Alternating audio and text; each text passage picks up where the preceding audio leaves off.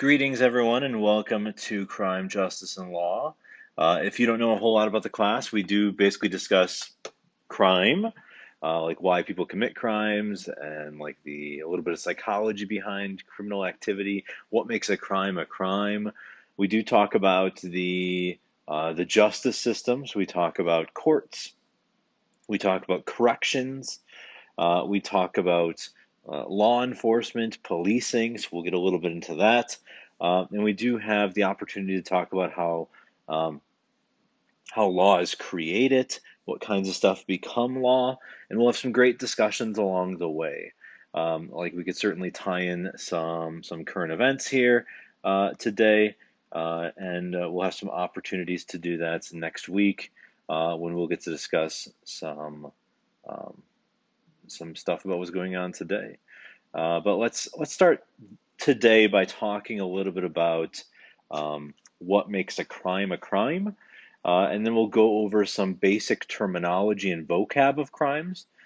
So we'll go through some of the basics there, and you should know that I do have a vocab assignment for every single week, so you will have a vocab assignment to complete at the end of this week.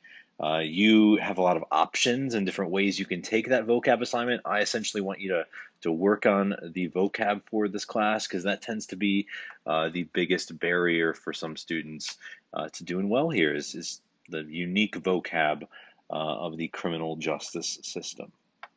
So let's dive in. I always tend to start off with a few stories and examples. I always tend to start off with Lacey and Scott Peterson. And it's a great example of the types of cases we see in crime, justice, and law, and kind of the heinousness of some criminal activity. When I say heinous, that might be a good word to just Google right now. Give you a moment.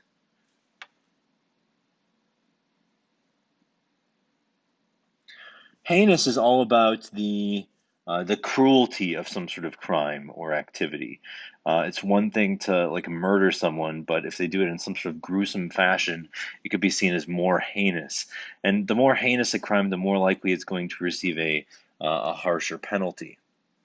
So here's our example. Lacey and Scott Peterson, both of California, Southern California, married couple, a married couple that have had a lot of marriage issues, a lot of issues over, you know, her, him accusing her of cheating, Lacey accusing Scott of cheating, and certainly a lot of turmoil in this kind of on and off relationship that was built into a marriage.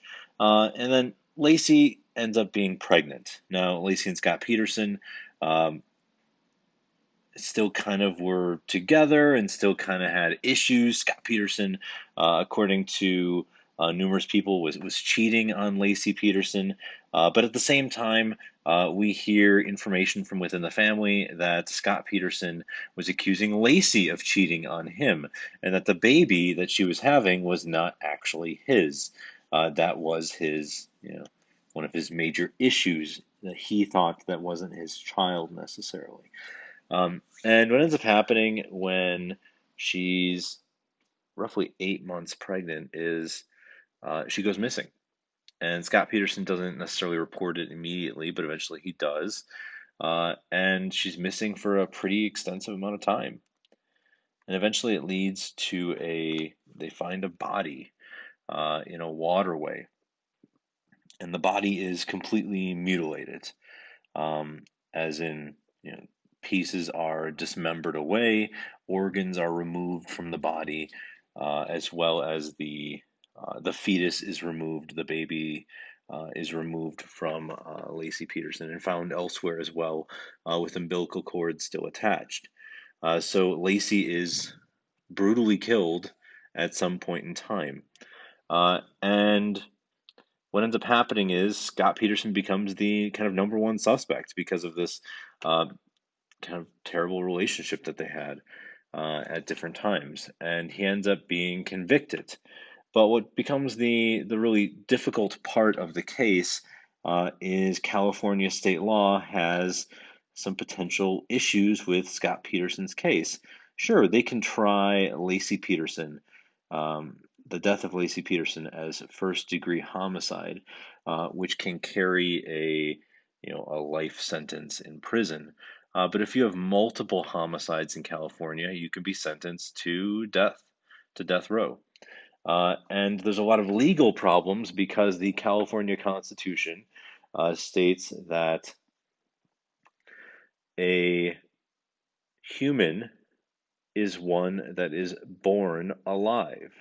And the argument becomes, okay, did was Lacey's child born alive before it was killed?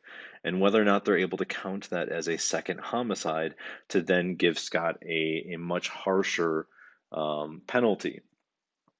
And this becomes a major dispute and will eventually end up changing the Constitution of California to make it easier for them to sentence criminals like this to the death penalty. They do sentence Scott Peterson to the death penalty. They do determine that it is possible that Lacey's child had been born or had been alive at some point in the murder sequence of events, that a lot of it still are kind of up to a mystery. And Scott Peterson is currently on death row. And I use this example to show you how gruesome some cases can be in this class and why we kind of save this class for junior, senior year. Secondly, I use this one because it shows you how difficult it can be to determine what someone has done as a crime. And the constitutions and laws aren't necessarily clear about what is criminal activity. And you're going to see some of that when we dive into the Wisconsin state laws. There's some the you have to put down by word what you think a crime is going to be. And there could be a bunch of different gray areas out there that aren't necessarily covered by those specific words.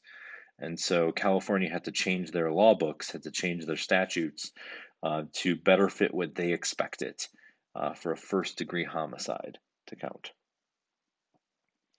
And you see different laws all the time. What's written down in law books can sometimes be kind of strange. I always think of Singapore, and Singapore has some pretty restrictive laws, like this one: no chewing gum. It's $1,000 fine for having chewing gum. If you fly into Singapore, they can confiscate your gum upon arrival. No gum is allowed. But why? Think about this for a moment. Well, the reason is Singapore is kind of a major city slash country. It's a major port, so there's a lot of people coming and going. And they want to maintain their city looking as pristine as possible. And gum gets on streets, clogs up things. Gum is not something that they view as welcoming. They want to keep their streets clean. They want to keep people's shoes clean. They want to make sure Singapore is looking as pristine as possible. And they have pretty, harsh laws about a lot of things. In Singapore, for example, if you're caught with possessing a drug, a drug that's illegal, you are seen as trafficking that drug, and trafficking a drug receives the sentence of the death penalty in Singapore. So there aren't a lot of people trafficking drugs in Singapore or possessing illegal drugs because of these very, very harsh penalties. It acts as a deterrent, preventing people from wanting to commit that type of crime. Sometimes you end up with laws that I can't necessarily explain. Here's a law about silly string. And a lot of laws come about from very specific occurrences leading to new laws being created, like Lacey and Scott Peterson, like whatever happened with silly string in this one location. So let's think about this a moment. What actually constitutes a crime? I typically have you turn to your group, but since we're all virtual right now, I can't really turn to your group. What do you think makes a crime and not something else?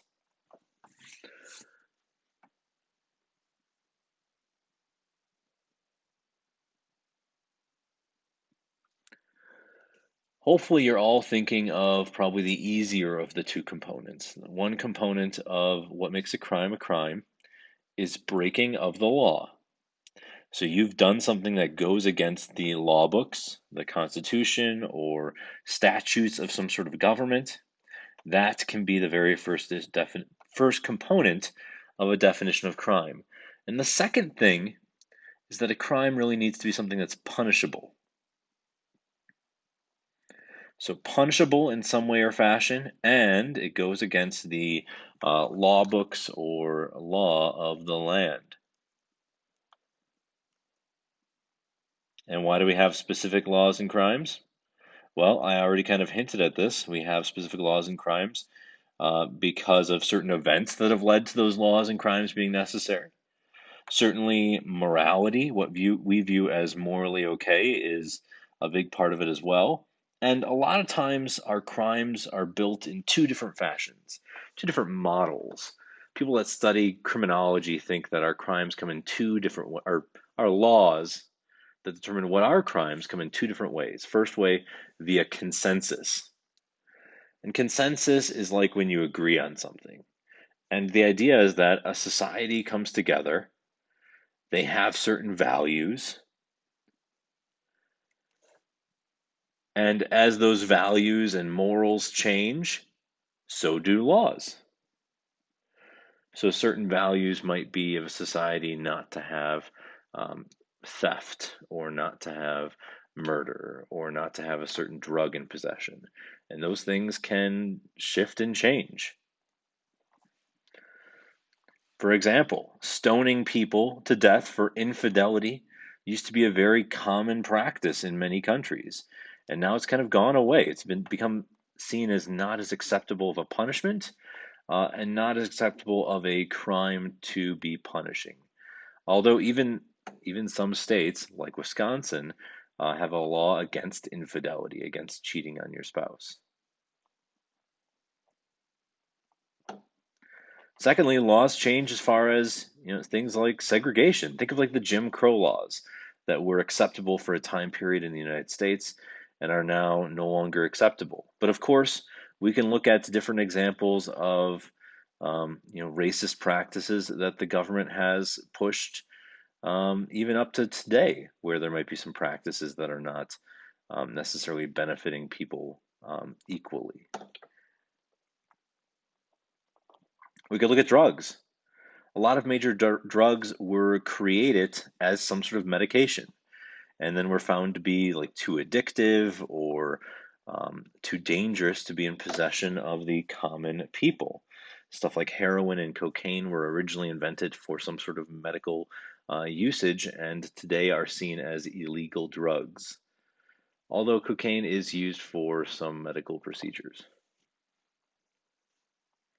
Now, some people would say that society doesn't change together, that it takes conflict to change laws. They would say we form groups with similar people that agree with us, that we have different groups of values and norms, and that the groups fight to determine what is right or wrong. So consensus was that everyone in society kind of shifts at the same time. And conflict is more about fighting over what is right or wrong. You can see there's kind of a rough gray area between these two concepts.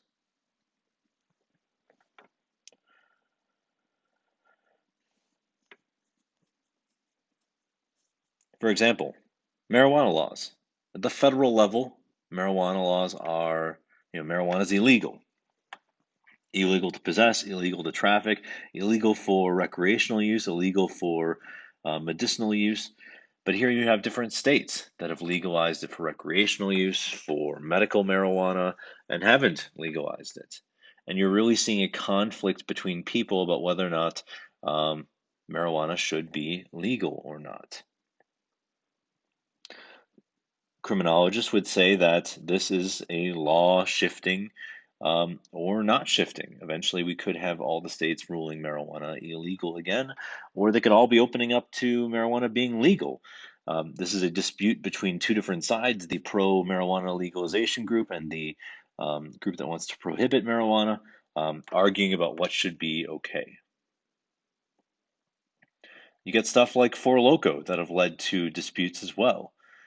It's a substance that contains alcohol and caffeine at relatively high levels and has caused major medical problems in people. Alcohol is a downer in your system, and uh, the caffeine is going to be a stimulant. Those two things counter each other and can cause major medical problems, major malfunctions in your brain. And some places have looked to ban it. Some counties, cities, and states have banned Four Loko, and is leading to disputes over whether or not this should be legal. And you could look at a major topic of today: police qualified immunity. And the idea that in the United States, police can have immunity from actions on the job, actions that they're allowed, actions that they do when they are working as a police officer. And what we've seen incidences where police officers have done things that are seen as horrendous, like what happened to George Floyd. And qualified immunity, according to the Supreme Court, could potentially protect a police officer that does something that is illegal. So now we're seeing a discussion, a dispute about whether or not police officers should have qualified immunity. Now, on one side, you have a group of people saying that no, police officers shouldn't have qualified immunity. They should be able to be held responsible for their actions with criminal charges. On the other side, you have folks that are saying that police officers can't really do their job, not do the job well, unless they feel like they are protected legally. Now, either way, police officers could be sued in like a civil court for their actions, but whether or not they can be charged with a crime can be very difficult to decide, and it's something our society is trying to discuss right now. One group saying that having qualified immunity is good for policing because they're not afraid to act and they're not second guessing themselves. And one side saying that, look, some police officers need to be able to be charged for criminal activities that they do when they're working. So we'll have a discussion of this when we get into policing later on this year. I think it's a good current topic for us to look at the two sides of that argument. Now, last thing to break down before we dive into like types of crime is deviance. And I think it's an important term to know.